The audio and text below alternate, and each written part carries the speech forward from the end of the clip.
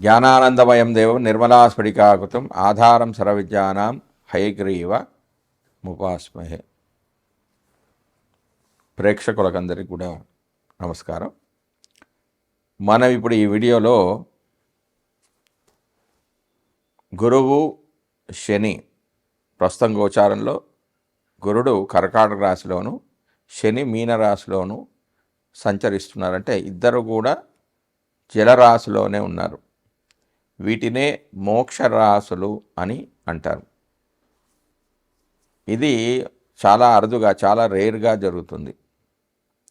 ఇలా ఉన్నప్పుడు అంటే గురుడు కర్కాటకంలో ఉన్నప్పుడు శని మీనరాశిలో ఉన్నప్పుడు 12 రాశుల వారికి ఇలాంటి ఫలితాలు జరుగుతాయి.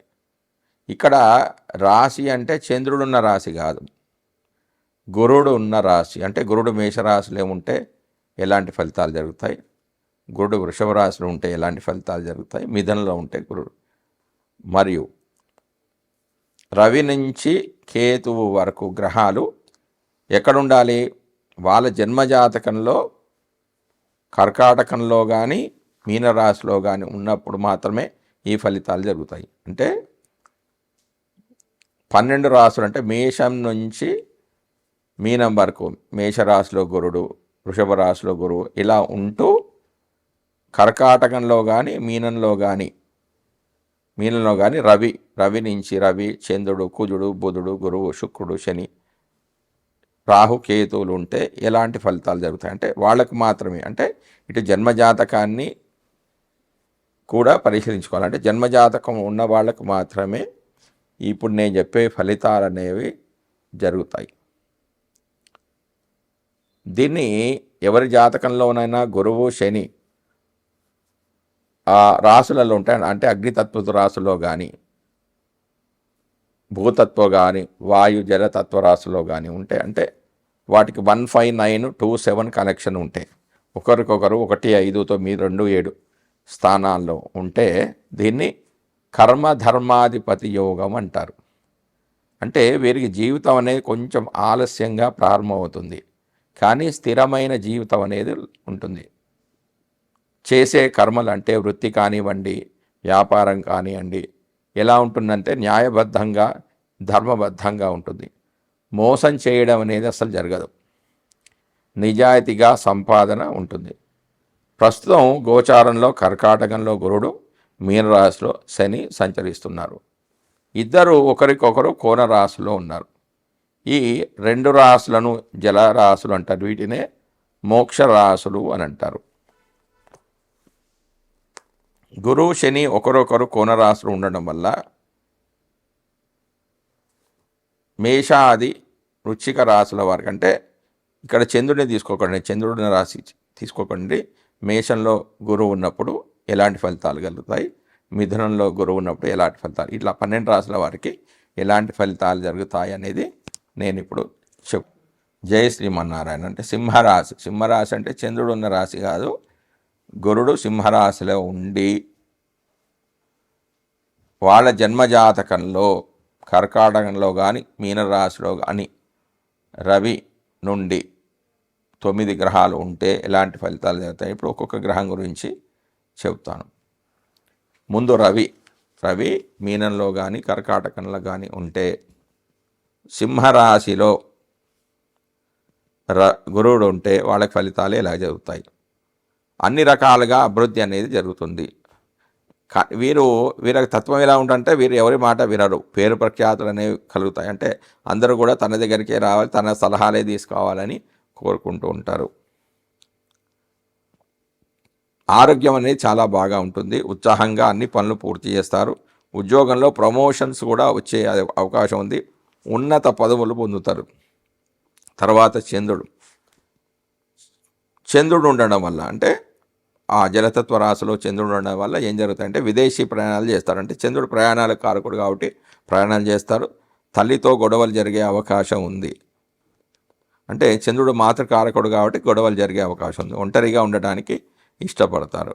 భగవంతుడి ధ్యానం చేసుకోవడానికి ఇష్టపడతారు. ఇతరులకు సహాయం చేయడం మంచిది.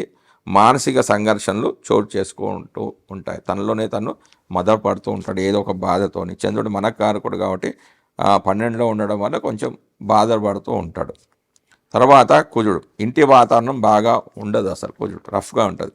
కుజుడు అంటే రఫ్ ప్లానెట్ కాబట్టి తల్లి కొంత చికాకులతో బాధపడుతూ ఉంటుంది. సర్జరీస్ జరిగే అవకాశం ఉంది. మానసిక శాంతి, కష్టపడి విలాస వస్తువులు వాహనాలు కొంటారు, కష్టపడతారు, కావాల్సిన వస్తువులు కొంటారు, ఆస్తిని కూడా సంపాదిస్తారు. కానీ ఇంటిని విడిచి వెళ్ళిపోవడం లాంటివి జరుగుతుంటాయి, ఇంటికి దూరంగా ఉంటారు.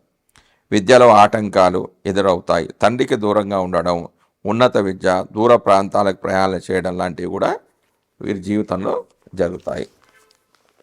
తర్వాత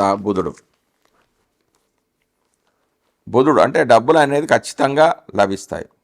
అంటే ఆ జలతత్వ రాశులు అంటే జన్మజాతకంలో బుధుడు ఉంటే ఆ 2 రాశులు కర్కాటకంలో కానీ మీనంలో కానీ ఉండి సింహరాశిలో గురువు ఉంటే ఖచ్చితంగా ఉంటాయి, డబ్బులు అనేవి ఖచ్చితంగా లభిస్తాయి. ఉద్యోగంలో ఉన్నతి, వ్యాపారంలో అధిక లాభాలు పొందుతారు. తమ వాక్చాతుర్యంతో అంటే బుధుడు వాక్కారకుడు కాబట్టి తమ వాక్చాతుర్యంతో ఇతరులను మెప్పిస్తారు. వ్యాపారంలో కొన్ని అబద్ధాలు కూడా చెప్పడం అనేది ఉంటుంది కాబట్టి అబద్ధాలు చెబుతారు.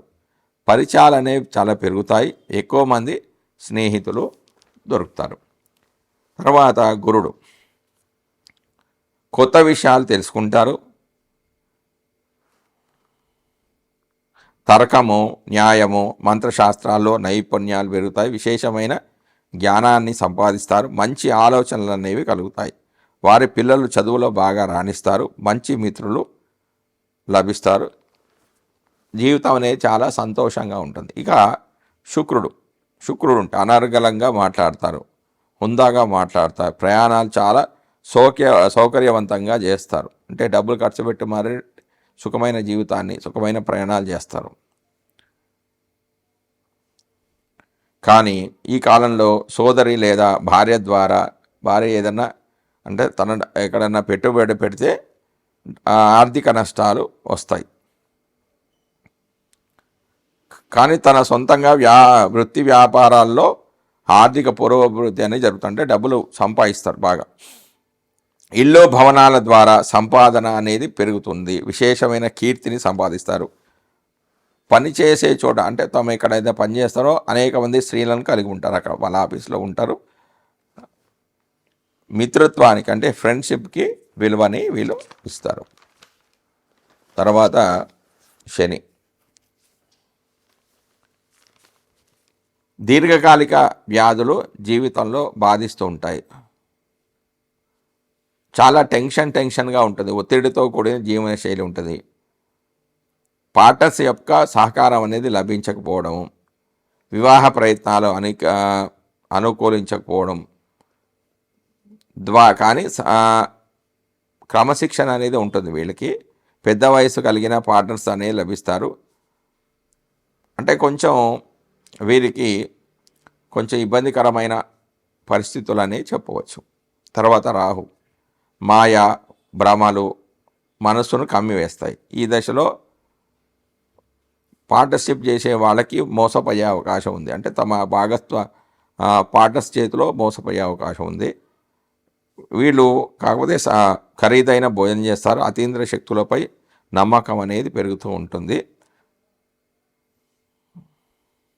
అంటే ఈ దశలో వారు ఏమని ఆలోచిస్తారంటే తమకు చెడు చేయడం ద్వారా చెడు ఎవరైనా చేస్తున్నారేమో, మంత్రశక్తులను ఎవరైనా ప్రయోగం చేస్తున్నారేమో అనే ఆలోచన కూడా వీళ్ళకి కలుగుతూ ఉంటుంది. తర్వాత కేతు, నిరాశ నిస్పృహకు గురి అవుతారు. కారణం లేని టెన్షన్స్, అకారణంగా టెన్షన్స్కి లోనవుతారు. వారి టెన్షన్స్కి వరీస్కి లోనవుతారు. ఇతరులతో వాదనలకు దిగడం, ఒంటరి జీవితాన్ని అనుభవించడము రావడం. ఇక స్వామి నాకు ఈ కష్టాలు చాలు, నాకు విముక్తిని ప్రసాదించు అని భగవంతుని కోరుకుంటూ ఉంటారు. అకల్ట్ సైన్స్, మంత్రతంత్రాలు, జ్యోతిష్యం ఇందులో ఆకర్షితులు అవుతారు. ఇందులో అంటే ఈ దశలోకి అక్కడ ఉన్నప్పుడు వారి జన్మజాతకంలో మీనంలో కానీ కర్కాటకంలో కానీ కేతుగుండి సింహరాశిలో సింహరాశిలో గురుడు ఉన్నప్పుడు వాళ్ళకి ఈ విధమైన అభివృద్ధి అనేది జరుగుతుంటే మంత్రతంత్రాలు దైవిక ఉపాసనలు చేయడం వల్ల వాళ్ళకి మంత్రోపాసన బలం అనేది చాలా పెరుగుతుంది. అంటే భౌతిక సుఖాలు ఇవ్వడు. భౌతిక సుఖాలు అంటే ఉద్యోగం కానీ ధనం కానీ ఉండదు. డబ్బులు ఖర్చు అయిపోతాయి. ఉద్యోగాలు అనేది మారుతూ ఉంటాడు. భౌతిక సుఖాలు ఇయ్యడు కానీ ఆధ్యాత్మికమైన భక్తిని అందులో ఉన్నతిని కేతు ప్రసాదిస్తాడు. జై శ్రీమన్నారాయణ.